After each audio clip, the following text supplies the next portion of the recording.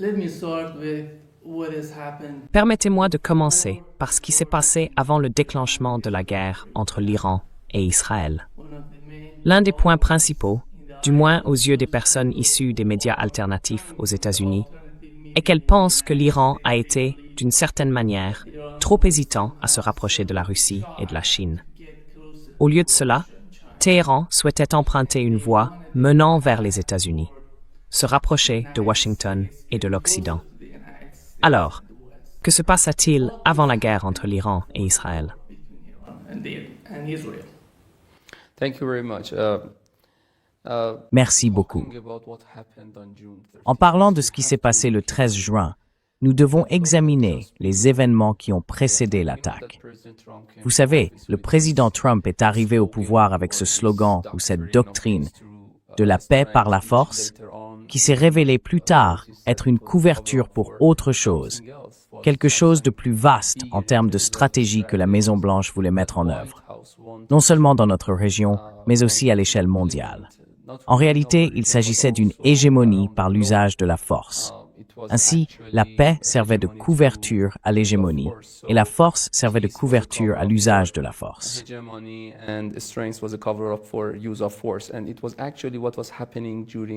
Et c'est exactement ce qui se passait pendant et après la guerre de Gaza. Tandis que le régime israélien tentait de faire la même chose, imposer sa volonté, non seulement aux Gazaouis et aux Palestiniens, mais aussi à d'autres pays. Nous étions en pleine négociation, en pleine diplomatie, lorsque les Israéliens et les Américains ont commencé à attaquer l'Iran. Laissez-moi vous dire une chose. Quelques heures seulement avant le début de l'agression, nous étions à Oslo, en Norvège. J'y étais avec le ministre des Affaires étrangères, le vice-ministre et quelques autres ministres des Affaires étrangères également présents à Oslo.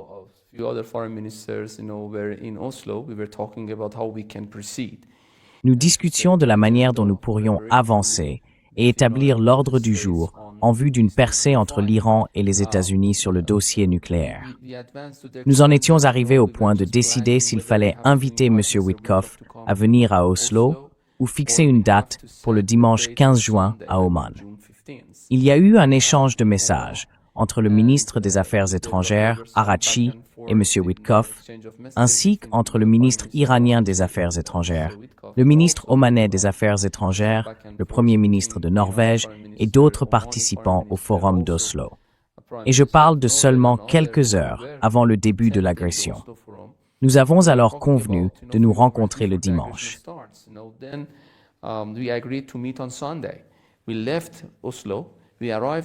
Nous avons quitté Oslo et sommes arrivés à Téhéran à minuit. Je suis arrivé à mon appartement vers 1h du matin. Ma femme m'a réveillé vers 3h et m'a dit que quelque chose se passait. Je me suis précipité à la fenêtre et j'ai vu que les Israéliens avaient commencé cette agression. C'était une opération d'assassinat très délicate et coordonnée, menée par les Israéliens et les Américains. Et j'insiste sur le fait qu'il s'agissait d'une attaque hautement coordonnée, car on ne peut pas simplement commencer à assassiner des commandants d'un autre pays, hors service, au milieu de la nuit, à 1500 km de ses propres frontières ou de son territoire.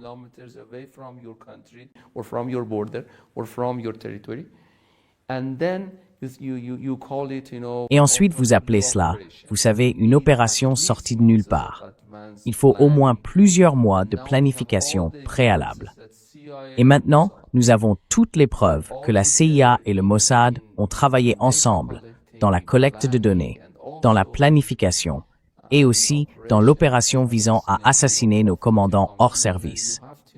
Il faut savoir qu'ils ont ciblé nos commandants en pleine nuit, alors que leurs familles et leurs voisins étaient présents. Ainsi, l'agression a commencé avec cette opération d'assassinat et s'est poursuivie les jours suivants avec cette illusion et cette méprise que partageaient la Maison-Blanche et Tel Aviv, celle selon laquelle l'Iran était au bord de l'effondrement.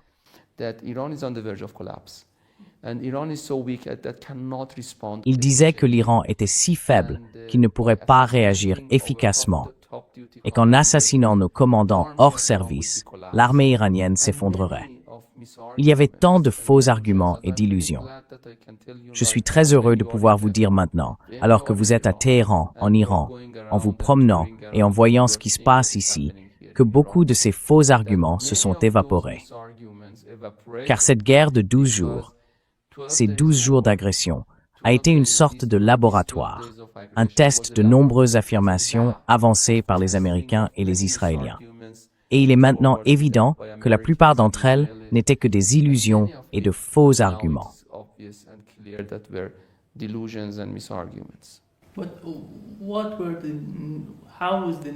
Mais quelle était la nature des dernières négociations avec la Maison-Blanche? Parce que beaucoup de gens diraient, je me souviens que lorsque Donald Trump est arrivé au pouvoir, même avant l'élection, si l'on suivait ses interviews, il disait « Rapprochons-nous de l'Iran et de la Russie. Pourquoi devons-nous en faire nos ennemis ?»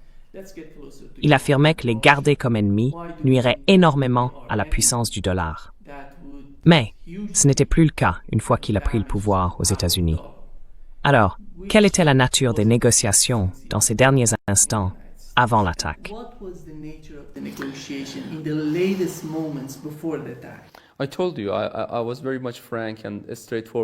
Je vous l'ai dit, j'ai été très franc et direct en expliquant ce qui se passait.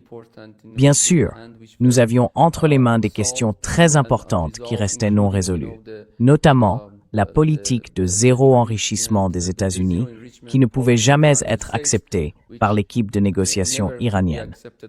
Mais enfin, laissez-moi vous dire quelque chose. Lorsque le président Trump est arrivé au pouvoir et a commencé avec ses positions de négociation inacceptables du type bombarder ou se soumettre, notre réponse a été très audacieuse. Il a commencé avec une position de négociation inacceptable. Et nous avons également répondu avec audace, non, nous n'allons pas vous parler. Parce que nous ne sommes pas un pays ni une nation de soumission. Nous ne sommes pas une nation qui accepte des ordres de qui que ce soit, y compris des États-Unis. Et c'est cela, l'histoire de l'Iran. L'Iran est la plus ancienne civilisation vivante de manière continue sur Terre. Iran is the oldest continuous living civilization on earth. Let me repeat it for you. Permettez-moi de le répéter pour vous et aussi pour votre public. L'Iran est la plus ancienne civilisation, une civilisation vivante et continue sur Terre. Et cette civilisation ne peut pas être soumise à ce genre d'intimidation. Quoi qu'il en soit, lorsque le président Trump a modifié sa position en nous envoyant une lettre et en suggérant que nous pourrions entamer des négociations, nous avons également ajusté notre position de négociation. Nous avons accepté de nous rencontrer indirectement à Oman et nous avons commencé avec une totale honnêteté. Nous étions très bien préparés pour ce type de négociation afin de résoudre l'une des questions les plus complexes, la question nucléaire. Pour nous, c'était assez simple. Nous ne voulions pas de bombes. Nous n'avons jamais voulu de bombes. Donc, pour nous, c'était un dossier facile à négocier sur la base de zéro bombe. Pour l'autre partie, en revanche, ce n'était pas facile. Plus tard, nous avons compris qu'ils n'étaient pas sincères dans la fourniture de garanties objectives suffisantes, prouvant qu'ils étaient réellement engagés dans la levée des sanctions.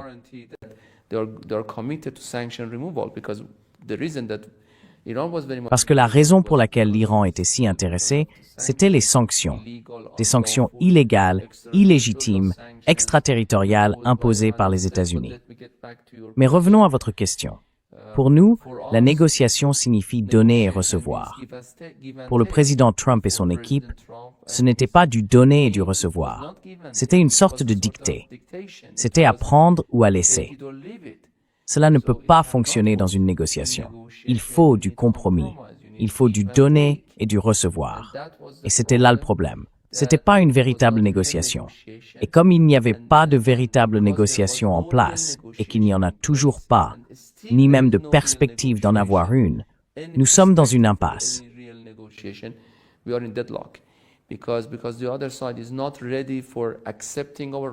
Parce que l'autre camp n'est pas prêt à accepter nos droits, pas prêt à aucun compromis, pas prêt à une véritable négociation.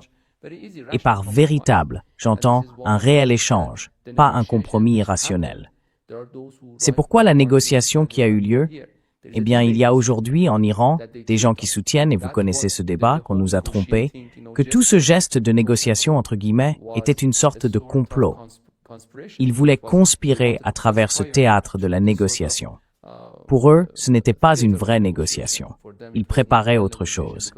Et il faut reconnaître que ce débat a une certaine légitimité, car plus tard, le président Trump lui-même a admis qu'il faisait partie de cette opération.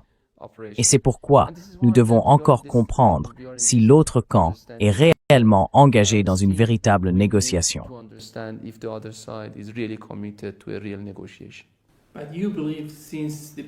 Mais vous pensez que depuis le début des négociations, ils inventaient quelque chose pour vous attaquer, pour vous placer dans une position de confort, une position de calme, afin de se préparer à la guerre. Parce que Donald Trump lui-même a dit qu'il se préparait à ce moment depuis 22 ans.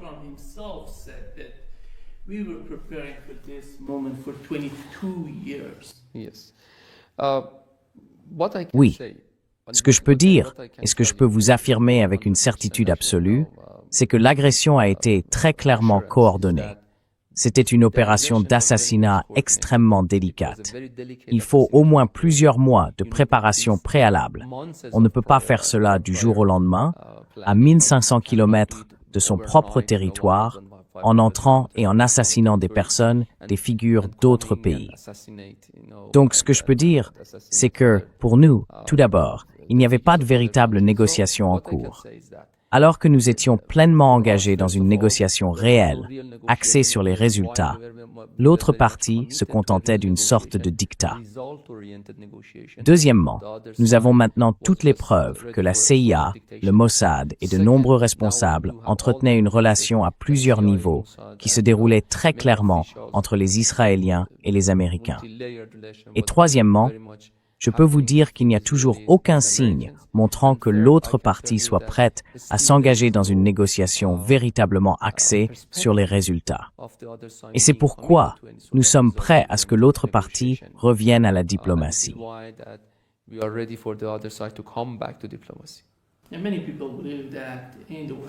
Et beaucoup de gens en Occident pensent, du moins d'après ce que j'entends lorsque je parle avec de nombreux anciens responsables de la CIA et du département d'État, que ce fut un échec total du contre-espionnage de la part des Iraniens. Mais si l'on regarde la situation au même moment, la même chose est arrivée à la Russie. Une opération similaire sur le plan nucléaire, avec des bombardiers en Russie, qui aurait été planifiée par les Ukrainiens et soutenue par le MI6. Donc je me demande, comment voyez-vous le lien entre les deux? On peut observer de nombreuses similitudes. Avez-vous une idée de ce qui se passe?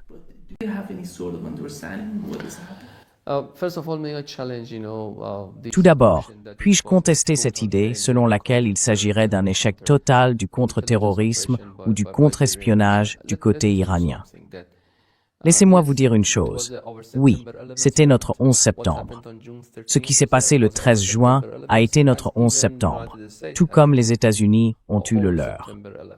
Le 11 septembre, les meilleurs assassins du monde, appelons-les le régime israélien, je ne vais pas contester cette étiquette pour eux, car ils sont nés pour être des assassins. On lançait cette opération visant à assassiner nos plus hauts généraux. D'accord, ils ont réussi à mener à bien ces opérations d'assassinat, mais ils n'ont pu le faire que parce que l'appareil de renseignement iranien est resté en grande partie intact.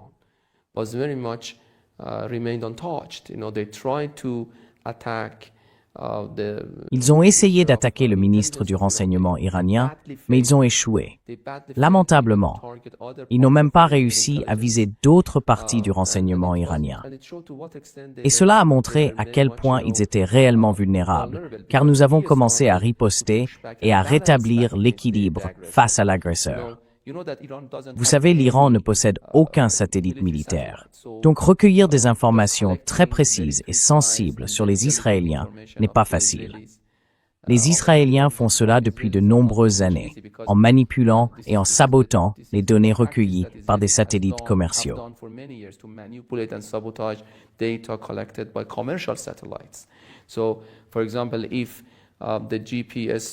Ainsi, par exemple, si les coordonnées GPS d'un site sur un satellite commercial l'indique à un endroit. L'emplacement physique réel de ce bâtiment ou de ce centre se trouve ailleurs. Nous l'avons remarqué pendant True Promise 1 et True Promise 2. Cela soulève donc une question très importante. Comment l'Iran a-t-il pu non seulement cibler, mais aussi cibler efficacement, démolir et détruire de nombreux quartiers généraux clés du renseignement et de l'armée en Palestine occupée et au sein du régime israélien? Jour après jour, ils l'admettent désormais.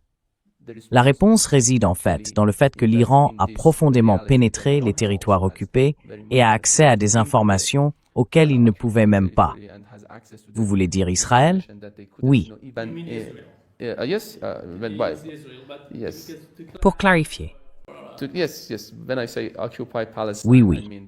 Quand je dis Palestine occupée, je parle du territoire qu'ils appellent Israël.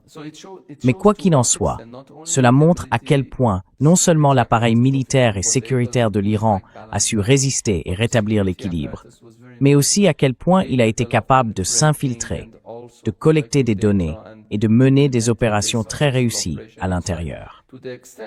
Il faut rappeler à votre auditoire que le 3e jour de l'agression, le président Trump a tweeté 2 mots, reddition inconditionnelle. Et reddition inconditionnelle sont les mêmes mots que les Américains ont utilisés lorsqu'ils ont bombardé Hiroshima et Nagasaki. Le 12e jour, à 2 heures du matin, en pleine nuit, nous avons reçu une demande de cessez-le-feu inconditionnel.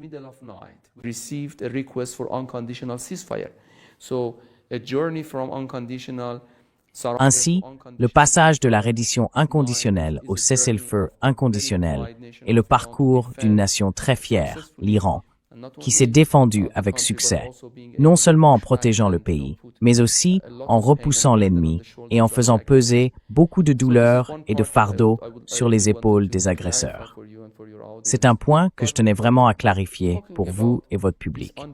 Maintenant, à propos de cette attaque sans précédent contre les installations nucléaires iraniennes placées sous garantie, c'était la première fois dans l'histoire que les Américains et les Israéliens, avec la carte blanche reçue de certains membres de l'OTAN, attaquaient des installations nucléaires pacifiques d'un autre pays, placées sous la supervision de l'ONU. Il s'agit d'une violation très grave du droit international. Non seulement parce qu'ils ont attaqué des sites sous garantie, mais aussi en raison des nombreux risques qu'un tel acte comporte. Contamination, radiation, catastrophes humaines, et ainsi de suite.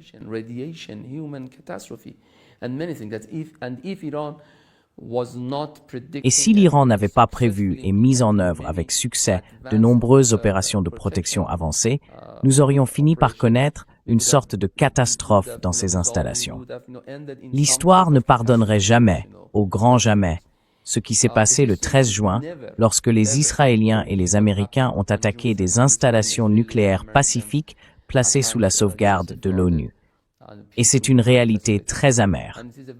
L'AIEA, en tant que seul organisme technique chargé de protéger de telles installations, a même échoué à condamner cet acte. Vous le savez, les Américains et les Israéliens n'ont attaqué aucun programme ni aucun site qu'ils avaient qualifié de clandestin ou de caché. Partout où ils ont frappé, ils ont fièrement déclaré que le site était sous sauvegarde, mais qu'ils l'avaient attaqué. Et cela est sans précédent en droit international et dans l'histoire des relations internationales.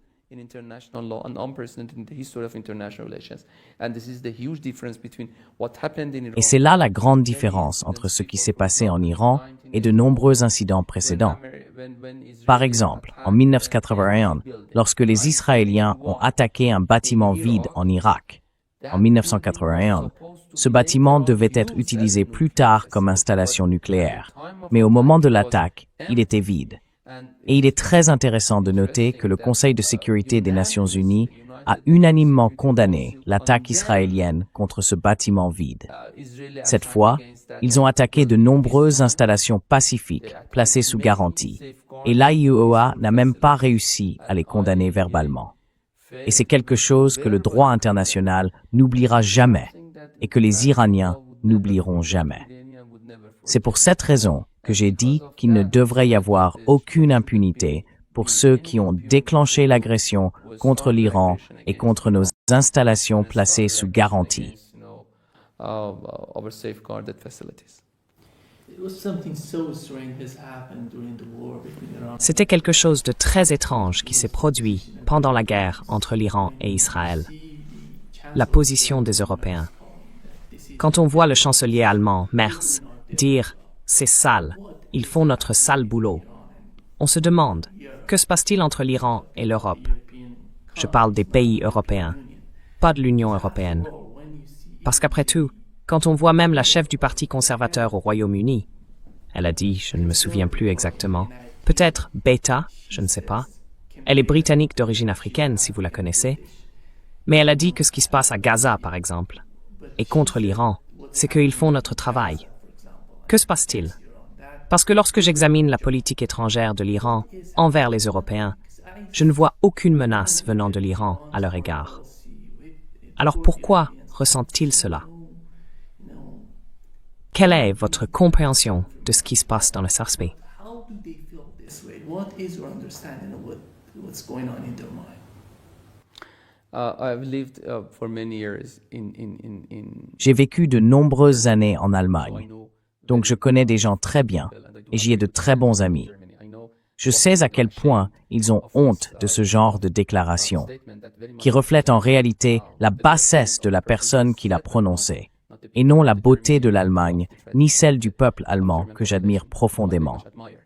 Laissez-moi vous dire une chose. Je ne sais pas pourquoi ce monsieur a dit cela, mais c'est quelque chose qui ne pourra jamais effacer de la mémoire des Iraniens, ni de l'esprit de ceux qui suivent la politique en Europe. Je ne veux humilier personne, et je ne veux pas minimiser l'importance de cette déclaration.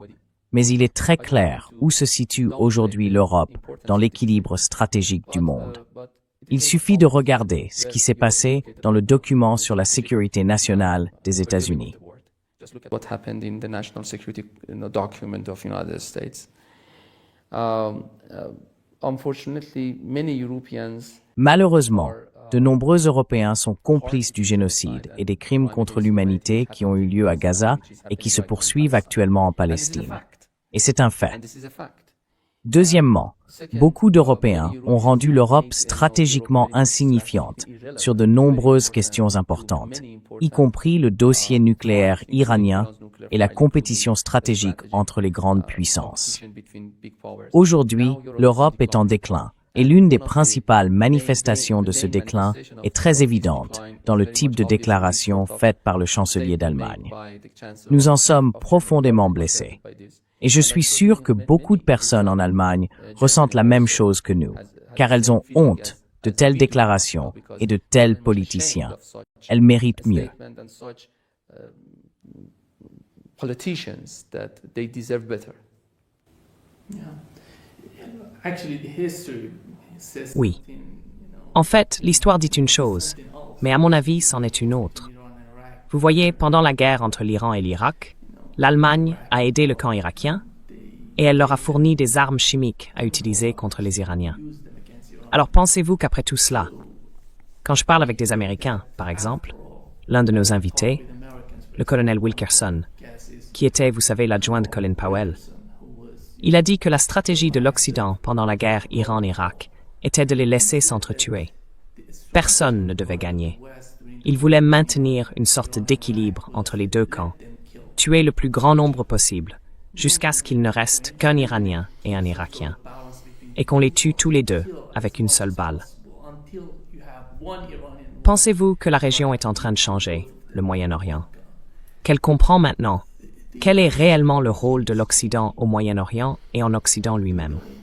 Understanding what is the role of the West in the Middle East, in the West. We are seeing, yes, I think that, Oui, je pense que l'ensemble de l'Occident est véritablement assiégé, réellement en danger. Conceptuellement, vous savez ce qui se passe. Je peux vous dire qu'il y a une sorte de révolte qui vient de la périphérie contre le centre. L'Occident libéral est en plein tumulte, et beaucoup, en Europe comme dans l'hémisphère occidental, le comprennent. Je crois que c'était en 2020, si je ne me trompe pas, que la conférence de sécurité de Munich a forgé un concept nouveau et sans précédent, l'absence d'Occident. Toute la conférence de cette année-là était construite autour de cette idée d'absence d'Occident. Ainsi, même l'Occident lui-même était pleinement conscient que nous entrions dans un nouvel ordre mondial qui n'est plus centré sur l'Occident.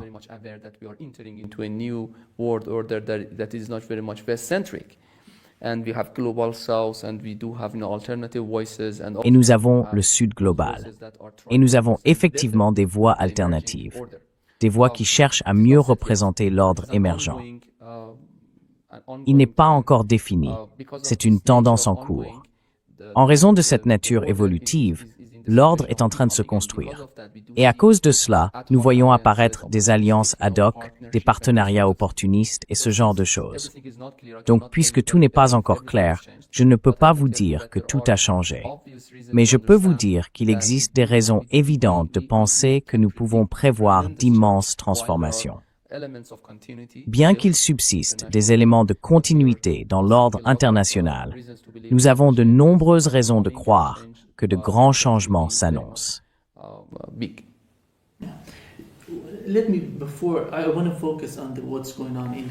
Je veux me concentrer sur ce qui se passe en Asie de l'Ouest.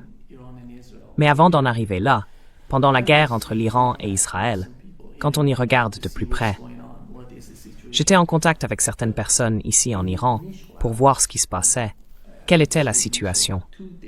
Mais dans les premières heures, je dirais les 2 premiers jours, l'Iran était frappé par un vaste réseau terroriste, attaquant différentes régions du pays.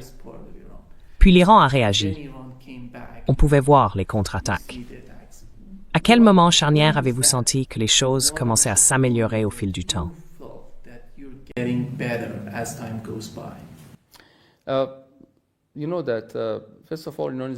Vous savez, tout d'abord, l'Iran est un pays très vaste, environ 600 000 km² de territoire. Il est 85 fois plus grand qu'Israël. Ainsi, même si nous avons frappé partout en Israël, 22 provinces d'Iran n'ont même pas entendu une seule balle. Ce n'était pas une agression à l'échelle nationale. Cela montre à quel point l'Iran est un grand pays, capable d'absorber des incidents bien plus importants. Mais je comprends votre point de vue. C'était une attaque surprise. Ils ont franchi de nombreuses lignes rouges, et à cause de cela, ils nous ont pris de court. Pourtant, l'Iran a montré qu'une armée ne peut pas être anéantie simplement en assassinant des commandants hors service. Pour chaque commandant tué, il y en avait quelques autres, des commandants supérieurs volontaires prêts à prendre la relève. C'était donc une armée complète.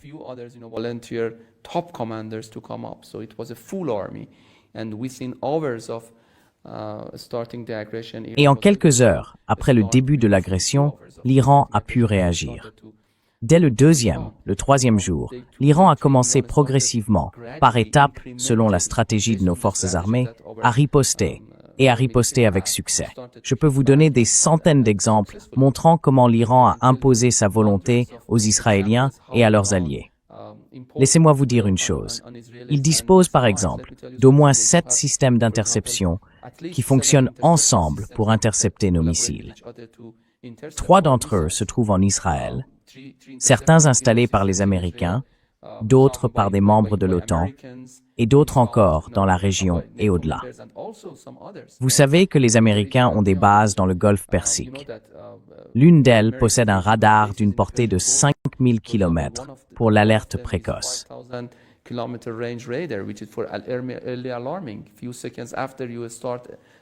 Quelques secondes après le lancement d'un missile, ils peuvent le détecter. Ils disposent donc d'environ 8 à 12 minutes, suffisamment de temps par exemple, pour tenter d'intercepter les missiles iraniens. Mais malgré tout leur système d'interception, ils n'ont pas pu les arrêter, surtout les missiles de précision. Vous vous souvenez que pendant la guerre, ils affirmaient que moins de 10% des missiles iraniens avaient réellement atteint leur cible. Après la guerre, ils ont révisé ce chiffre à entre 30 et 40%. Laissez-moi vous dire une chose, le taux de pénétration était de 100%. Car, En mettant de côté les missiles et les drones primitifs que nous avons lancés simplement pour épuiser et saturer leur système d'interception, quand nous voulions frapper, où que ce soit, quand nous le voulions, nous pouvions le faire.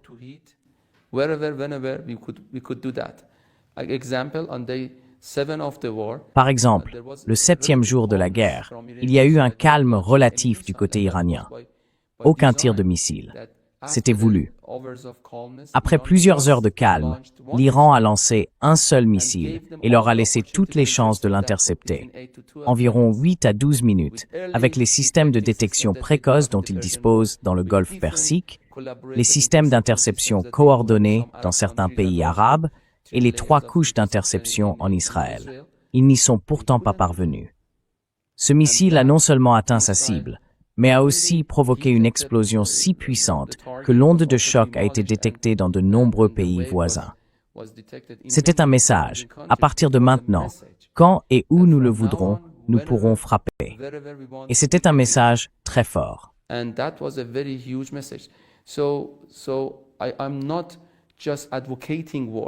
ne plaide donc pas simplement pour la guerre. Je dis que lorsque la guerre vient à vous, en tant que nation fière, vous devez vous défendre. Et vous devez le faire avec force. Il faut riposter. Et vous n'avez pas d'autre choix que de gagner. C'est pour cette raison que l'Iran a héroïquement riposté et a tenté de leur donner une leçon. Mettre fin à cette agression. J'espère donc qu'ils ont su tirer cette leçon, la comprendre, et cesser ce type d'attitude hégémonique qu'ils essaient d'imposer aux autres. Ils veulent obtenir un avantage sur les autres pays, technologique, militaire, en matière de renseignement. Mais l'Iran n'est pas un pays qui accepte cette posture hégémonique, qu'elle vienne des Israéliens ou des Américains.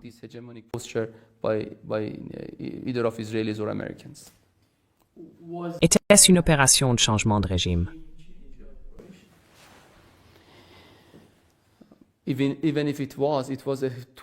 Même si c'était le cas, ce fut un échec total pour eux.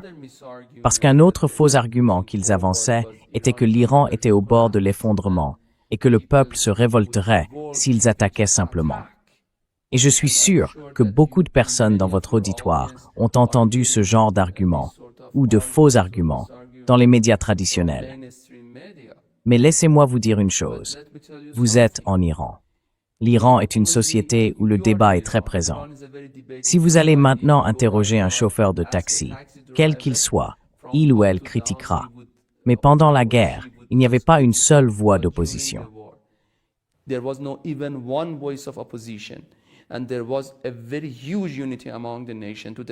y a eu une unité extraordinaire à travers tout le pays, à tel point que même moi, en tant que professeur de sciences politiques, je ne m'attendais pas à un tel niveau de solidarité. Je me suis rendu en Turquie quelques semaines après l'agression et j'y ai rencontré de nombreux responsables, officiels et non officiels. Lors de l'une de ces rencontres, un responsable turc m'a dit que c'était remarquable pour eux, car ils avaient dû ajouter plusieurs vols de Turkish Airlines depuis Istanbul et Ankara vers nos villes frontalières afin de ramener des Iraniens qui suppliaient de rentrer, de franchir la frontière, d'être avec leur famille et de défendre le pays.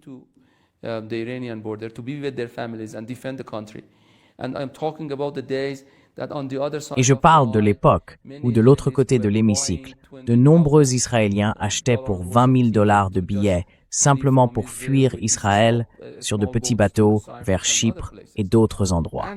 Et c'est cet équilibre qu'il faut aussi prendre en compte. Ainsi, même si c'était une tentative d'effondrer la structure politique de l'Iran, ce fut pour eux un échec stratégique total, dans la mesure où ils ont compris que l'Iran n'est pas un pays de soumission, que la nation iranienne n'accepte aucune dictée venue de l'extérieur, et que les Iraniens ne sont pas un peuple qui laisse des étrangers leur dicter leur conduite. Pour conclure cette session, dans quelle mesure l'Iran est-il prêt à répondre à une nouvelle attaque, qu'elle provienne d'Israël seul ou d'Israël conjointement avec les États-Unis et éventuellement des pays européens? we are doing our best to change the strategic calculus. Nous faisons de notre mieux pour modifier le calcul stratégique à Washington et à Tel Aviv, afin de rendre clair que de nouvelles aventures ne sont pas dans leur intérêt. Après l'arrêt de la guerre, une nouvelle bataille a commencé, la bataille de la réparation et de la reconstruction. Les Israéliens essaient de remporter cette bataille de la réparation et de la reconstruction pour se préparer à une nouvelle agression, non seulement contre l'Iran, mais aussi contre d'autres pays de la région. Ils reçoivent des milliers d'envois en provenance des États-Unis et des membres de l'OTAN pour s'équiper de suffisamment de matériel militaire et de renseignements afin de lancer une nouvelle agression. Mais il y a aussi une autre bataille qui se déroule ici, la bataille de la réparation et de la reconstruction. Battle going on here, battle of repair and recovery. Iranians are also doing the same with all the resources. Les Iraniens font de même, utilisant toutes les ressources dont ils disposent et les réseaux qu'ils ont à l'intérieur et à l'extérieur de la région pour empêcher une nouvelle guerre, pour modifier le calcul stratégique de l'autre camp. Cette guerre pourrait devenir une guerre totale, un conflit généralisé qui risquerait de s'étendre à la région, au Golfe Persique et à de nombreuses zones environnantes. Ainsi, en tant que diplomate, en tant que personne dévouée à la cause de la justice et de la paix, j'aimerais vraiment voir une situation où la diplomatie, la clairvoyance et la sagesse l'emportent.